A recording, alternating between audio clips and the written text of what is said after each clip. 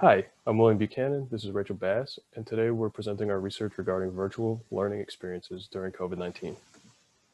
Our case study explored the effects that learning within a virtual environment had on bilingual students in Southwest Florida. During our research, the following 5 themes were identified, and we'll be discussing these more in depth as we go on. Roughly 10% of students in Florida are reported to be ELL learners. Our case study focused on a refugee student, and a refugee is a person who has been removed from their home country by force and cannot return due to dangerous conditions. These refugees often undergo distressing experiences. In response to the COVID-19 pandemic, a lot of education was moved to online delivery methods, as well as the use of e-learning.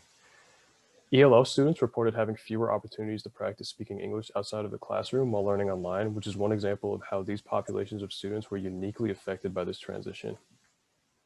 So the purpose of our research was to better understand the needs and struggles of ELLs during virtual and remote learning in COVID-19. The following 3 questions guided our research.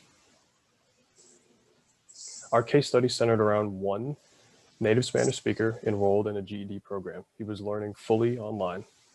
We conducted 2 interviews that were each about an hour long. The interviews were conducted about a week apart. During these interviews, we asked him demographic questions and content questions. After the interviews, the audio of those interviews were transcribed and then themed and decoded to find common themes. These themes are best presented in relation to the questions that they help us better understand. Regarding question 1, the student reported differences in verbal and written competency, socio-emotional difficulties with a focus on adjustments, and the importance of social interaction when learning a new language with a focus on community.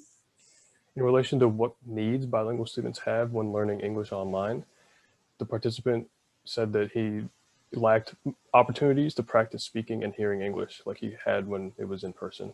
Additionally, he cited the availability of technological tools to complete schoolwork is very important.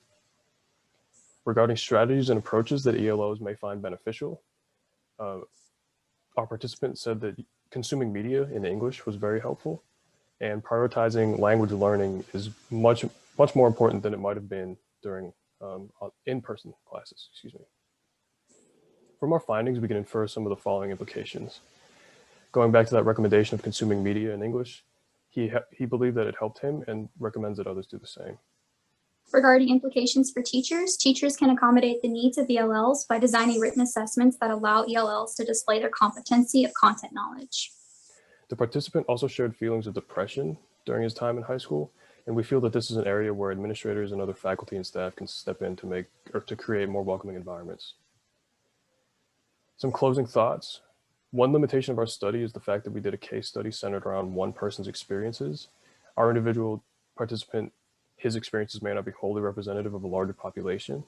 Additionally, more could be done to understand the effects of pandemics have on virtual learning specifically.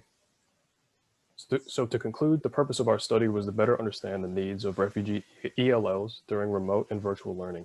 The findings of this study best support the following themes, which are differences in verbal and written competency, socio-emotional difficulties, the importance of social interaction when learning a language, the lack of availability of technology and technological tools, as well as using media as a tool to better learn English. And with that, we thank you for your time.